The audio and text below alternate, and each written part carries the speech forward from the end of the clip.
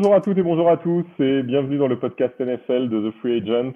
On continue aujourd'hui notre tour des divisions. On va parler cette fois-ci de l'AFC et particulièrement de l'AFC Nord. Et avec moi ce soir pour en parler, Étienne. Salut Étienne. Salut Mika, salut à tous et puis bienvenue dans ce nouveau podcast. Bon Étienne, aujourd'hui on va parler de l'AFC Nord, du finaliste du Super Bowl, le finaliste malheureux, les Bengals. Et c'est justement par eux qu'on va commencer pour faire un petit état des lieux de la situation du côté de Cincinnati et de ce qu'on peut attendre du coup de cette intersaison pour les Bengals. Alors globalement, ce qu'on peut dire, c'est que les Bengals ont fait un super travail au printemps dernier. Ça leur a permis d'aller jusqu'au Super Bowl. L'impression, moi, que j'ai là à l'heure actuelle, c'est qu'on est surtout dans de la consolidation d'effectifs et en même temps, attention à certains joueurs qui sont en fin de contrat, qui ont été importants pour l'équipe cette année. Je ne sais pas ce que tu en penses. Ouais, oui, c'est tout à fait ça. Ils ont bien construit. Finaliste malheureux, je sais même pas parce qu'ils sont pas malheureux d'être.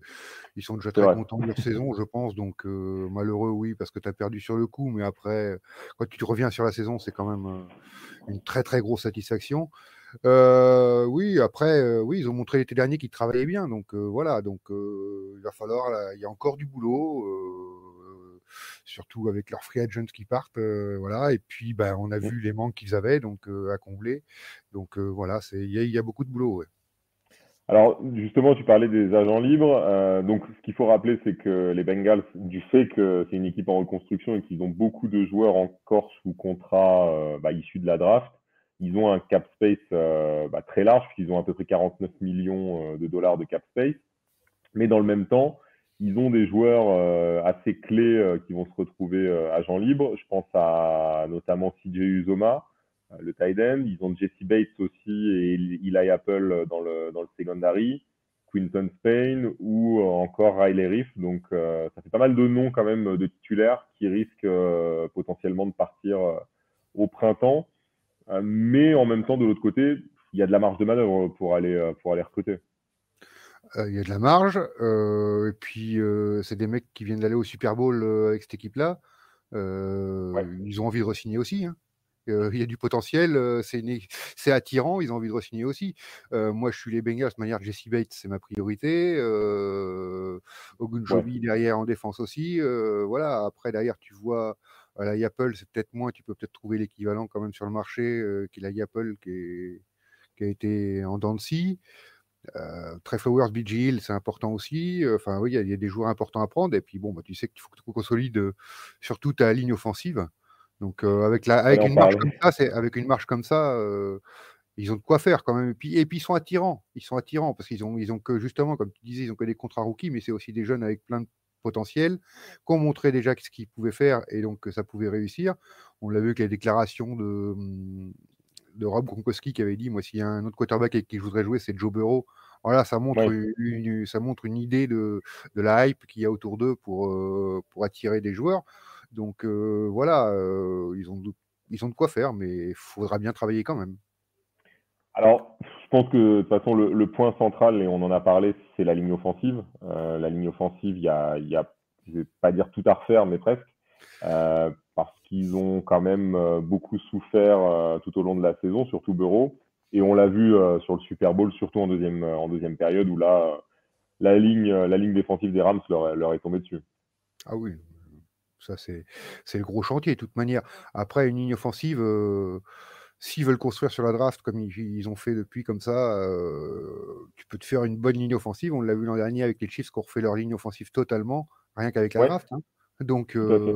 tu peux arriver à faire ça en mettant peut-être en ajoutant, comme tu as du cap space, un mec d'expérience en plus là-dedans que tu vas aller chercher sur la free agency. Ça peut être fait de cette manière-là aussi également. Donc voilà, à voir comment ils vont travailler. Mais ils sont capables d'attirer un bon free agent aussi que personne s'attend, un peu comme ils ont fait avec Hendrickson cette année, voilà, qui a été la surprise qui nous l'a amené. Ils peuvent faire le même C'est vrai. travail sur un autre free agent comme ça. Hein.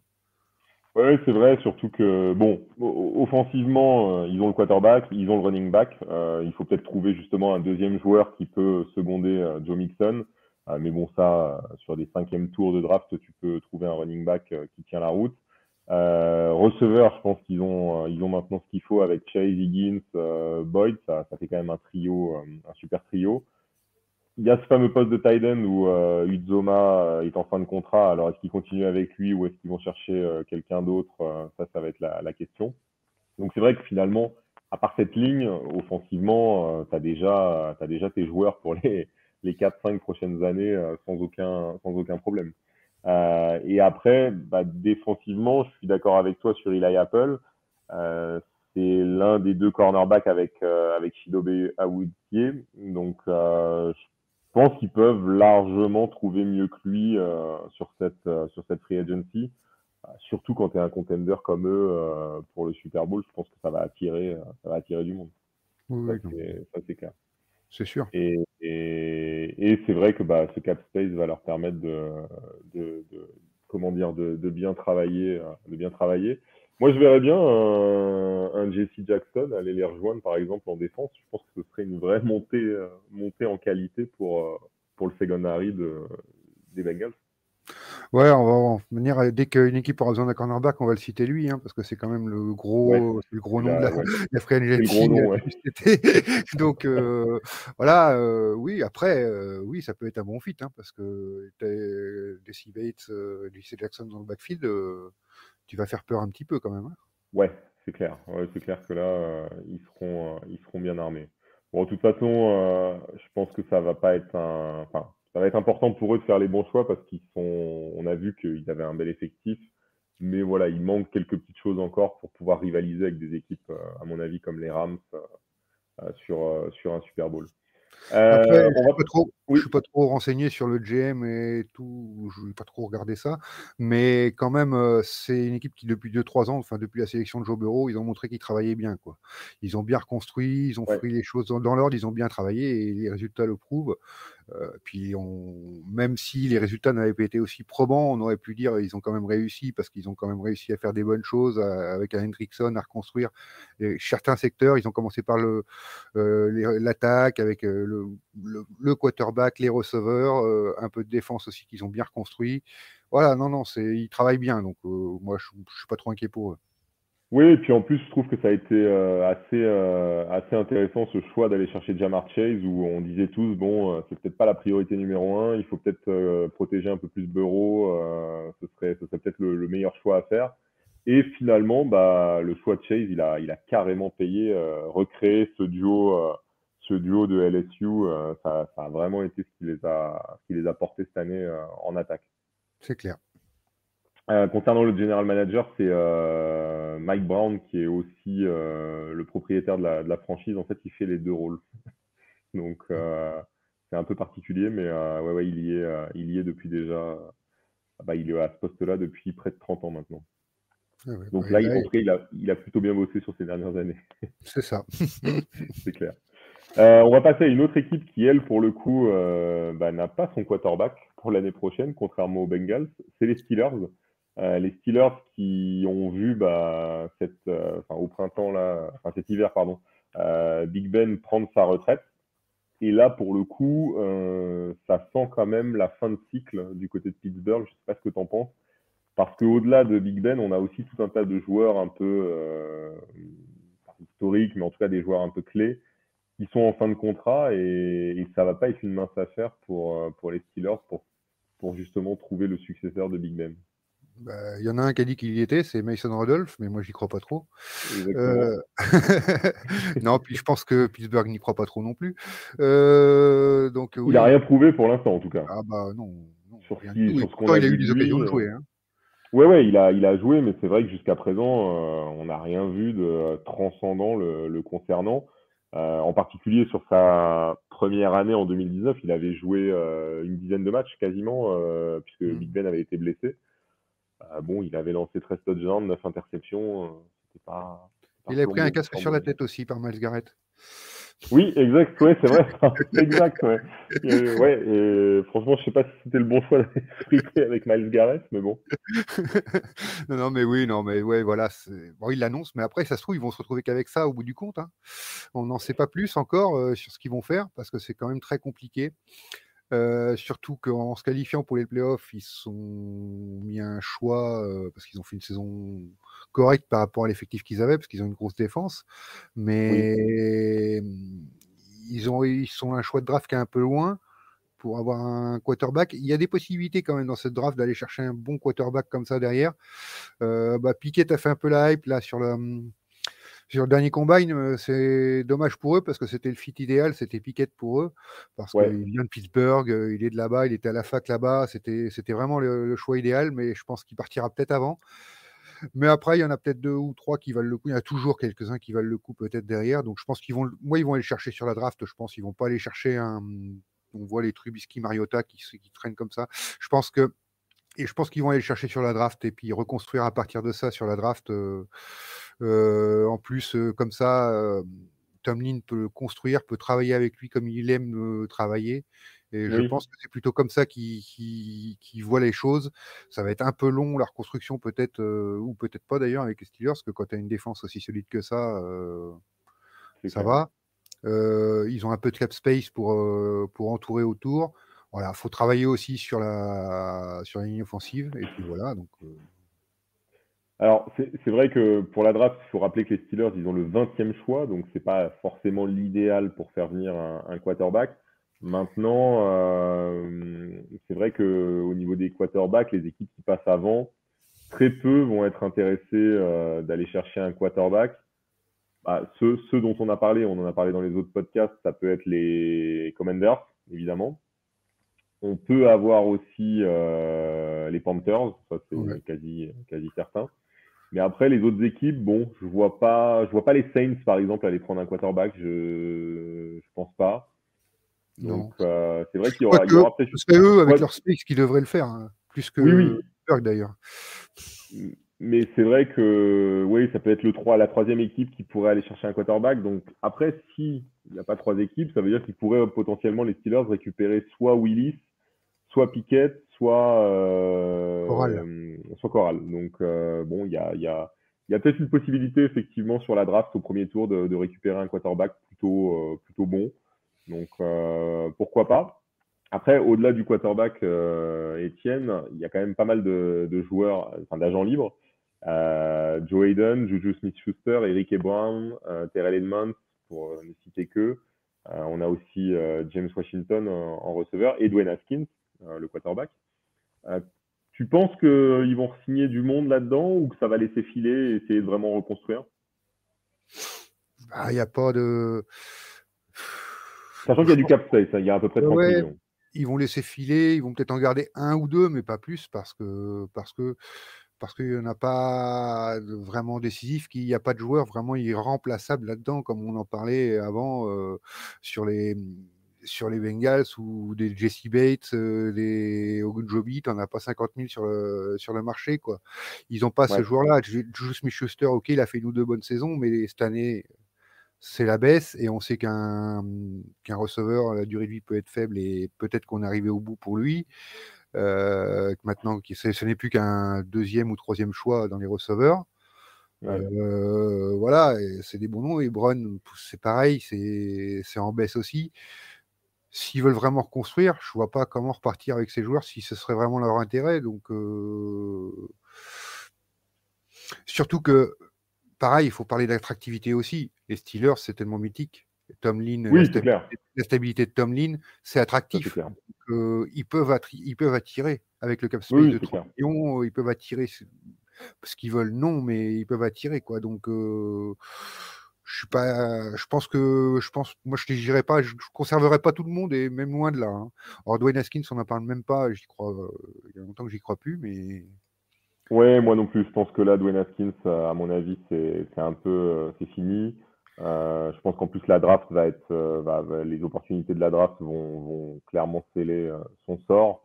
Au poste de receveur, c'est là la question parce que tu as quand même Ray McLeod, Washington et Smith-Schuster qui vont être en fin de contrat, donc ça te laisse que Johnson et Claypool en receveur vraiment de premier plan. Donc je pense qu'ils vont essayer peut-être d'en garder un sur ces trois-là.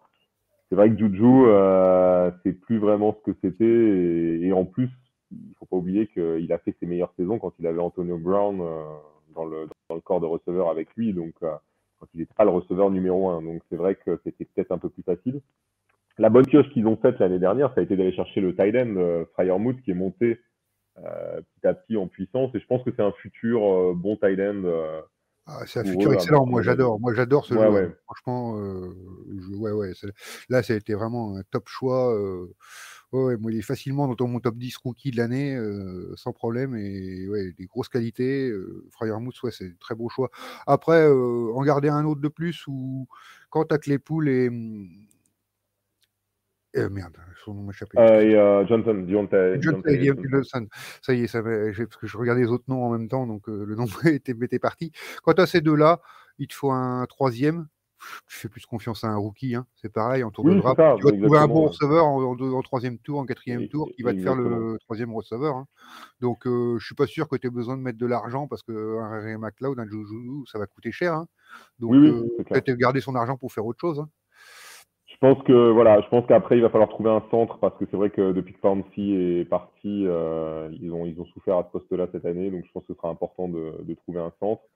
Et puis après, bah, la défense, on la connaît. C'est vrai que bah, tu as des joueurs comme TJ Watt, comme Fitzpatrick qui tiennent vraiment la baraque. Peut-être un cornerback, à mon avis, parce qu'en plus, avec Hayden qui est en fin de contrat, un cornerback, ce serait, à mon avis, un bon fit pour renforcer un peu le secondary.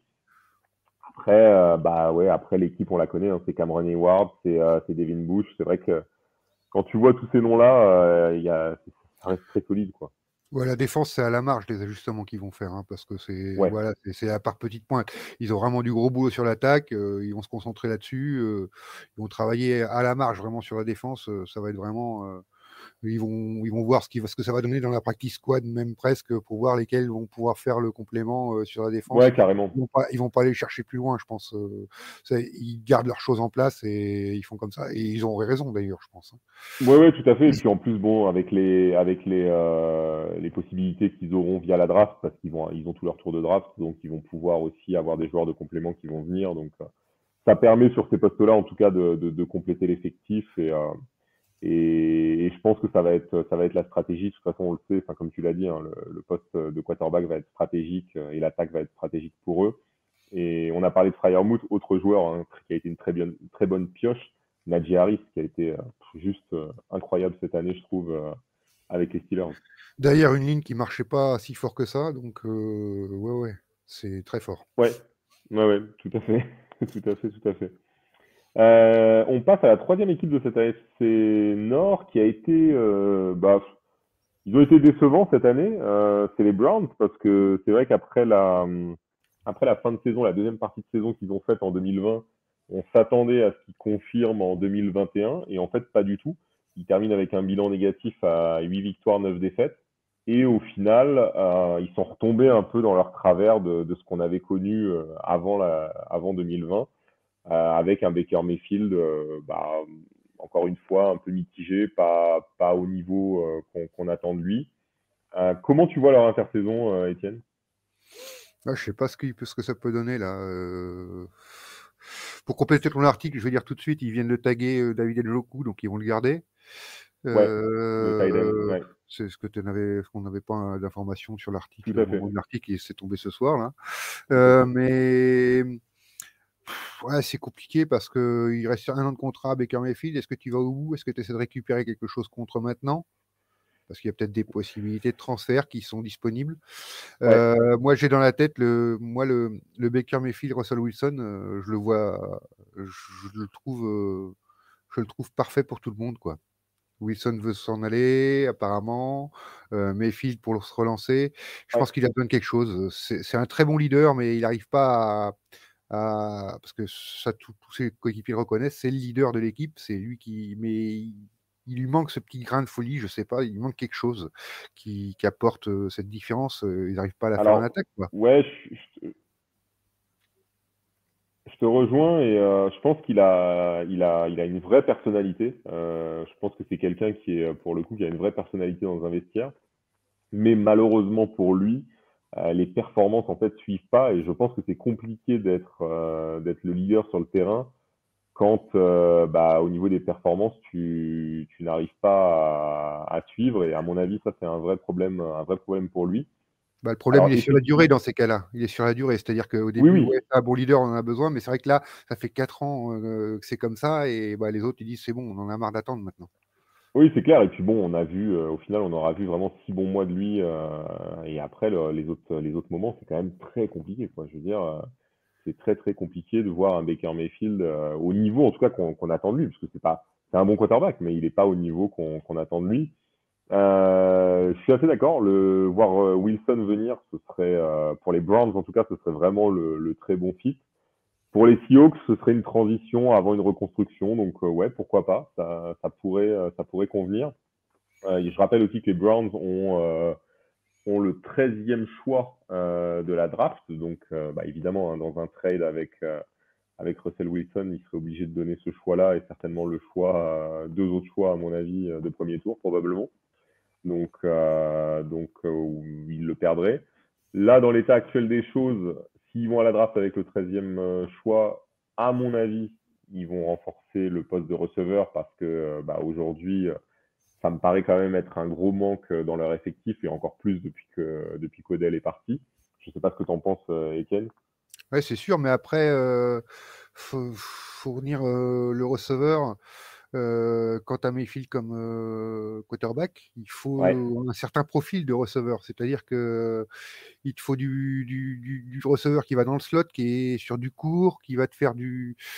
Enfin, voilà, c'est un profil particulier pour travailler avec Mayfield.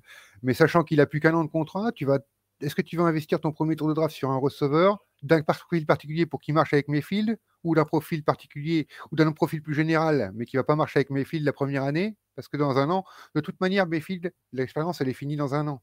Donc, Ah oui, oui, c'est euh, clair. donc, donc, voilà, c'est très compliqué de savoir qui prendre à ce poste-là, dans ce cas-là, parce que tu sais pas sur quel profil t'orienter, quoi. Après, ouais, Et voilà, c'est compliqué à voir. C'est compliqué à voir parce que travailler, tout le monde pensait qu'Obeji était cramé, mais parce qu'avec Mayfield, il n'y arrivait pas. ouais. Mais il nous a montré la différence quand il avait un quarterback un peu plus efficace, quoi. Donc, je pense que ça venait pas que de Mayfield, mais ça y participait quand même. Après, très franchement, quand je regarde cette équipe, running back, tu as Nick Chubb, Karim Hunt. Je pense que tu peux difficilement, et en troisième, tu as Dearness Johnson. Je pense que tu peux Mm. difficilement faire mieux en termes d'escouade de running back. Receveur, tu as Jarvis Landry, tu as People Jones, tu as Rashard Higgins, tu as quand même des joueurs de qualité. T'as déjà le Tight boulot, hein. end, hein. T'as déjà le monde, hein, ouais. Je vois pas. Bah, tight end, tu as Austin Hooper, David Njoku, Mm. ça va. Et en défense, je te passe les noms, mais Clooney, Miles Garrett, Owuzu Koramoah, tu as Denzel Ward, tu as Greg Newsome qui est très jeune aussi. Tu as quand même du monde, donc c'est vrai que c'est difficile de voir, à part ce fameux poste de quarterback, de voir où rajouter du monde parce que bon, rajouter c'est bien, mais il faut quand même que ça améliore aussi la qualité de l'effectif, quoi. C'est ça, donc ouais, je pense qu'il faut vraiment travailler sur ce profil de quarterback, voir ce que tu peux faire, tenter le tout, hein, Baker Mayfield avec ton premier tour de draft, parce que et puis aller chercher un Russell Wilson. Il y a peut-être il y a des possibilités peut-être sur un truc comme ça, je sais pas, ouais, ou alors apporter carrément le grain de folie, puis il y a Ryan Fitzpatrick qui est libre, même s'il a pas joué cette saison, il peut encore faire un peu de boulot, pourquoi pas? Mais apporter un grain de Ouais, folie ouais, dans cette équipe.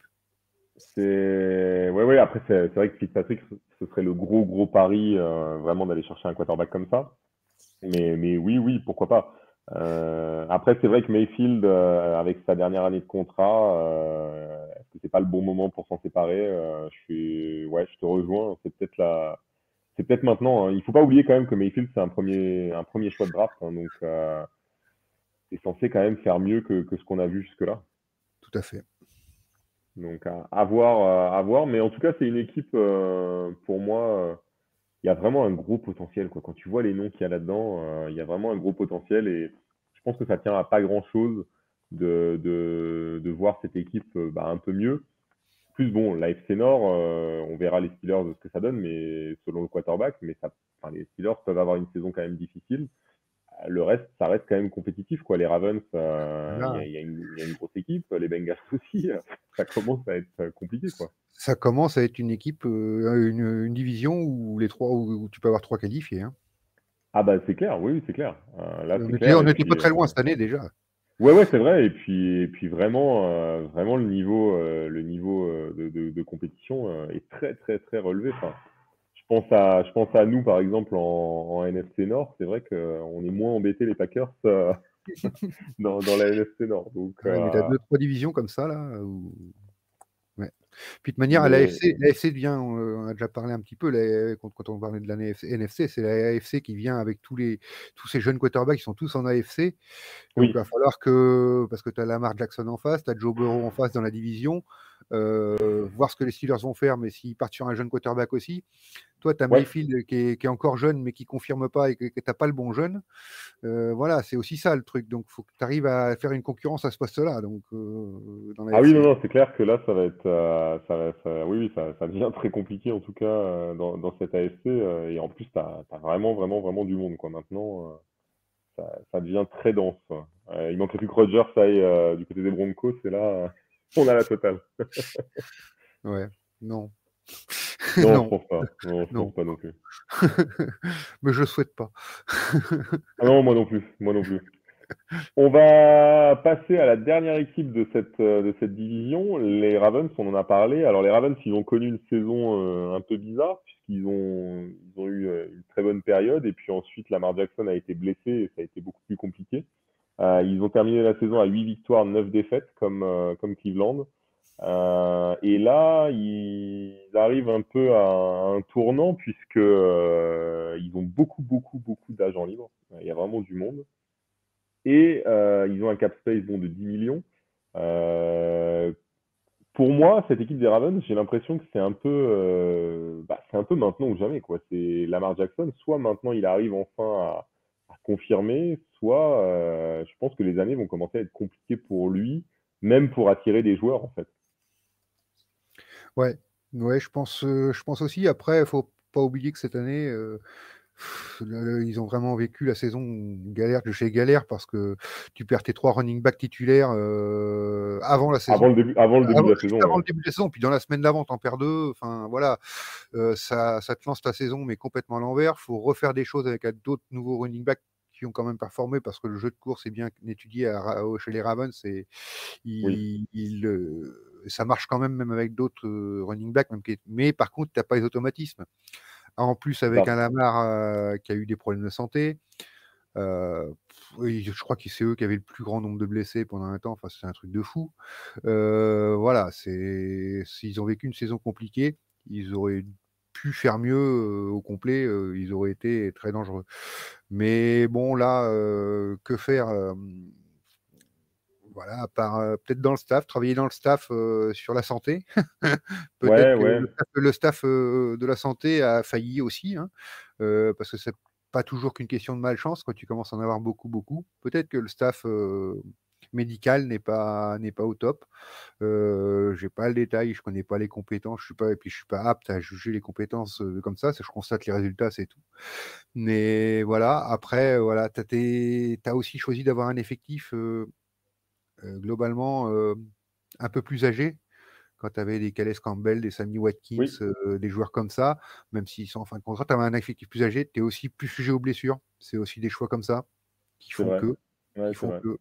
Donc voilà, c'est peut-être voir comment tu regères ton équilibre d'effectifs là-dedans, parce que Lamar, c'est pas mon joueur préféré, mais c'est un joueur capable de faire la différence tout le temps, qui avait progressé un peu avant sa blessure, j'ai trouvé, au niveau du jeu de passe, parce que c'était ce qui lui manquait le plus.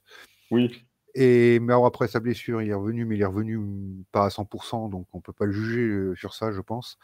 Mais voilà, donc s'il progresse encore sur le jeu de passe, c'est pas mal, moi je trouve qu'il y a vraiment des choses à faire, dans cette équipe-là, voilà, faut travailler, tu du cap space, tu as 10 millions, en plus, tu as les anciens qui s'en vont, pas sûr qu'il faille tous les re-signer. ouais, ouais. Peut-être un ou deux parce que tu as toujours besoin de leader, mais voilà, ils disaient bien, ils allaient laisser tomber Calais Campbell sûrement. Les autres, on n'a pas trop d'infos, mais voilà, donc je pense qu'ils ont la capacité de. De toute manière, c'est que des petites touches, hein, parce que si tu regardes leur effectif au complet, il leur manque pas grand chose non plus, hein. Non, Donc, c'est vrai. Alors, ouais, après, je pense que, bon, sur le jeu de passe, c'est toujours pour moi le grand point d'interrogation concernant Lamar. C'est est-ce qu'il est capable de lancer comme les autres quarterbacks? Ça, j'ai toujours un doute. Alors, il a une escouade de receveurs qui est pas non plus forcément de premier niveau. Je pense que ce serait pas mal s'il pouvait avoir un joueur un peu un receveur, tu vois, un peu top 10, top 15 de la ligue. Je pense que ça permettrait de voir. Il a un super tight end. Mark Andrews est vraiment super fort. Donc, ça, déjà, c'est un point qu'ils n'ont pas à régler. Le jeu de course, comme tu l'as dit, hein, de toute façon, le jeu de course, il y a vraiment une culture du jeu de course dans cet effectif aujourd'hui qui est assez dingue. Et puis des possibilités, parce que Lamar, on le sait, court énormément. Maintenant, j'ai du mal aussi à imaginer quelle va être leur intersaison. Je regardais un peu leur tour de draft, donc ils ont tous leurs tours. Ils vont drafter à la 14e place, donc ce qui est plutôt très bien. Je regardais un peu ce qu'on avait mis. Bon, au niveau de la draft, c'est vrai que tous les insiders et même Damien, quand il a fait notre mock draft, ils ont tous mis un joueur pour la ligne offensive. C'est vrai que du côté des Ravens, bah, c'est la deuxième équipe la plus saquée l'année dernière, donc il faut vraiment renforcer cette ligne. Et puis c'est aussi cette ligne qui va être le point d'entrée pour le jeu de course, donc il faut vraiment qu'elle soit très forte. Après, bah, je sais pas, on a beaucoup vu Lamar Jackson avec Antonio Brown au Super Bowl et tout, donc est-ce que c'est pas un appel du pied pour le faire venir dans l'effectif? Je sais pas. est-ce qu'une Mais à mon franchise avis, veut vraiment essayer de récupérer Antonio Brown? Veut encore faire quelque chose de lui? C'est un super je pense joueur, que mais mince. je pense qu'il y en a qui tenteront. Je pense qu'il y en a qui essaieront, à mon avis, mais tu vois, une équipe comme les Ravens, je les verrais bien essayer de le reprendre pour voir ce que ça peut donner. Parce que c'est un super joueur. Bon, après, malheureusement. Arbo Brown, je vois pas comment ça peut marcher, moi. Ouais, c'est vrai. C'est vrai qu'il y a ça aussi, ouais. Il y a aussi ce Pour le point-là. caractère du bonhomme, je vois pas comment ça peut marcher, moi. Donc, non, j'y En tout crois pas bien. cas, j'espère. Ils ont essayé de faire venir des receveurs pour Lamar ces dernières années. J'espère qu'ils vont trouver quelqu'un bah, de top Après, niveau. Après, en receveur, je suis un peu moins d'accord que toi, parce que Marquise Brown est quand même capable de très bonnes choses et il est encore jeune, il va progresser. Rashad Bateman, il a commencé sa saison blessé, donc il a commencé qu'en milieu de saison. C'est super Ouais, il compliqué est jeune aussi, Bateman. dans Ouais. une équipe qui avait plus son quarterback quand il a démarré, voilà, et qui est Mm. revenu blessé. Rashad Bateman et Lamar Jackson en pleine santé n'ont pas joué ensemble, alors que Rashad Bateman, moi, c'est quand même un joueur que je trouve très très intéressant, que j'aimais déjà bien à l'université. Bon, voilà, sur sa saison rookie, il n'a pas eu trop de chance, mais moi, en receveur, je suis pas sûr qu'ils aient vraiment besoin. Ouais, faut compléter cette ligne offensive, tout à fait, parce que dès que tu as des blessés, c'est la catastrophe. Ouais. Et il faut vraiment travailler sur ce problème de blessure, quoi. Voilà, c'est ça, parce que c'est un peu comme les Browns, il va pas leur manquer grand chose. Un peu de réussite au niveau des blessures, je pense. Un ou deux ajustements par-ci par-là, ouais, la ligne offensive. Pour receveur, je suis même pas sûr. Ouais, le pass rush selon ce que tu perds, parce que si tu perds Calais Campbell, Brandon Williams, bon, Oui, c'est ça. voilà, faut travailler un peu sur la ligne défensive, enfin le pass rush.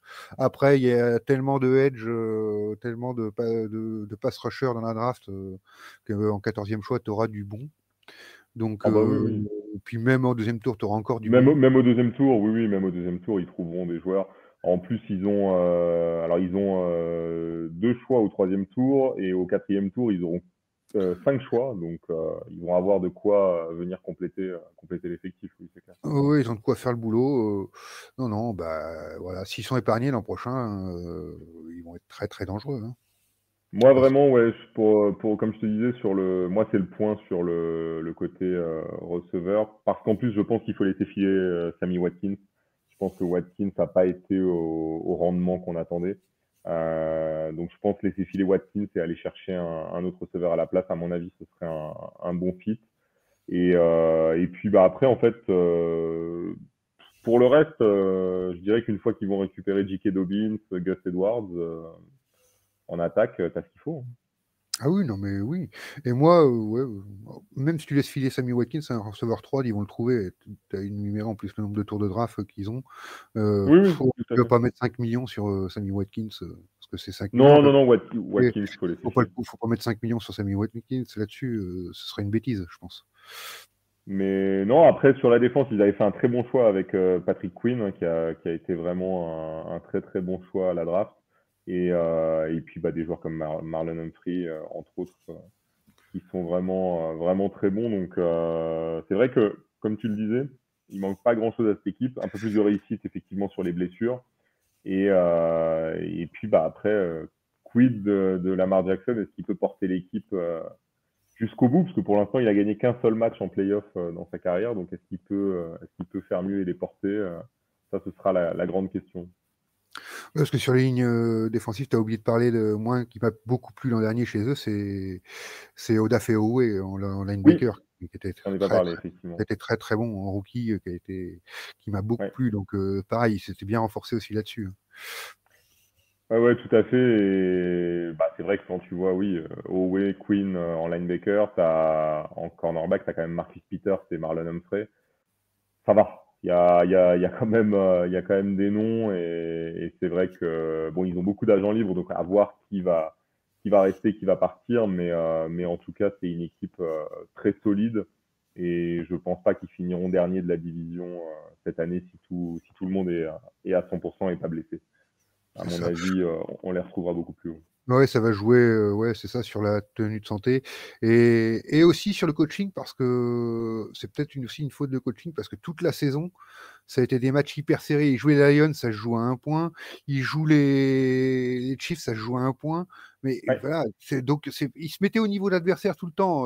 Voilà, donc il y a peut-être quelque chose dans le coaching pour qu'ils soient à leur niveau tout le temps et qu'ils ne soient pas inquiétés tout le temps. On n'ait pas besoin toujours de Justin Tucker qui fasse des exploits, même si c'est sûrement le meilleur kicker, un des meilleurs kickers de la ligue, mais voire le non, meilleur. Mais c'est voilà. clair. Et en plus, il y a autre chose, c'est qu'ils ont bien souvent mal démarré les matchs. Ils ont souvent été menés et à courir en fait après le score. Tu parlais des Lions. Alors sur les Lions, ils avaient plutôt bien démarré, mais ils se sont retrouvés menés. Sur les Colts aussi, ils avaient été menés. Ils avaient fait un comeback en fin de rencontre. Et ils ont souvent eu ces problématiques aussi de mal commencer les rencontres et de courir après le score un peu tout au long de la saison. Hmm. Ouais, voilà, il y a du travail. C'est des ajustements. C'est pas un gros chambardement qu'on attend, Ravens, de toute manière. Oui, oui, non, c'est clair. Dernière question, Étienne, sur cette division. Est-ce que c'est la plus forte de la NFL en termes de niveau des équipes? Non. Non? Non, ça reste la NFC West pour moi. Donc, Ok. la NFC West est assez énorme. Ça pourrait le rattraper assez vite parce que là, il y a des jeunes quarterbacks et parce que Lamar est pas vieux, Baker Mayfield n'est pas vieux, même si, comme vous l'avez entendu, j'y crois pas trop. Mais voilà, il est pas vieux. Joe Burrow, bien sûr. Euh, C'est un NFC West, c'est Russell Wilson, c'est Garoppolo, c'est bon, Kyler Murray qui est plus Ouais. jeune, et puis Matthew Stafford, c'est plus ancien, mais c'est quand même plus solide pour le moment encore en NFC West, à mon avis, que cette division-là, que la FC Nord. Ok. Bon, bah, Je sais pas ce que t'en parfait. penses, toi. C'était ma question.